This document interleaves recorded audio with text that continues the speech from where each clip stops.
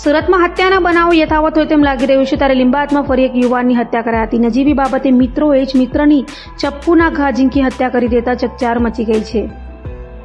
સુરતમાં હત્યાના બનાવમાં વધારો થઈ રહ્યો છે ત્યારે લીંબાયત વિસ્તારમાં ફરી હત્યાની ઘટના બની છે. સુરતના લીંબાયત વિસ્તારમાં આવેલ આસ્તિકનગર ખાતે અરુણ પાટીલ નામના યુવાનની હત્યા કરાઈ હતી. આસ્તિકનગર સોસાયટી બહાર બાઇક પર બેસેલા અરુણની તેના જ મિત્રોએ નજીવી બાબતે થયેલા ઝઘડાની અદાવતમાં હત્યા કરી નાખી હતી. તો હત્યા કર્યા બાદ બંને મિત્રો ભાગી છૂટ્યા હતા. બનાવને લઈ પોલીસને જાણ થતા લીંબાયત પોલીસનો કાફલો સ્થળે દોડી ગયો હતો અને લાશનો કબજો લઈ પીએમ અર્થે હોસ્પિટલે ખસેડી હત્યા કરી ભાગી છૂટેલા હત્યારાઓને ઝડપી પાડવા ચક્રો ગતિમાન કર્યા હતા. તો હત્યાની ઘટનાને લઈ આખા વિસ્તારમાં રહેતા લોકોમાં ભયનો માહોલ જોવા મળ્યો હતો.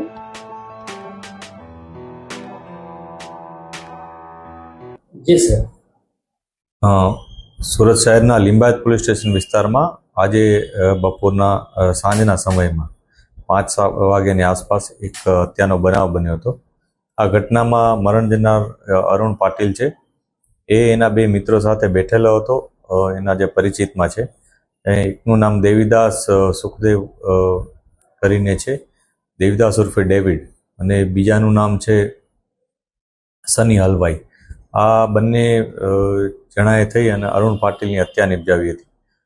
કોઈ અગમ્ય કારણસર બંને વચ્ચે કોઈ ઝઘડો થયા હોવાનું જાણવા મળ્યું છે અને એ બાબતની પોલીસ અત્યારે તપાસ કરી રહી છે. જે આરોપીઓ છે એને અમે આઈડેન્ટિફાઈ કરી અને એ લોકોને હસ્તગત કરવાની કાર્યવાહી અત્યારે ચાલુ છે અને જે ભોગ બનનાર છે એનું પોસ્ટમોર્ટમનું કરાવડાવી કામગીરી અને બાદમાં અમે આગળની કાર્યવાહી કરીશું.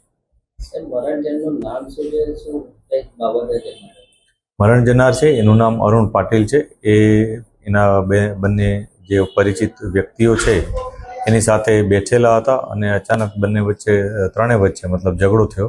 એ ઝઘડામાં આ બનાવ બન્યો હોવાનું જણાય છે, પરંતુ અમે ઇન્વેસ્ટિગેશન વધારે ઊંડાણપૂર્વક કરી રહ્યા છીએ. આની પાછળ કોઈ જૂની અદાવત કે એવું કંઈ હોય અથવા કઈ બાબતની બોલાચાલી થઈ હતી એ બાબતની તપાસ અત્યારે ચાલુ છે.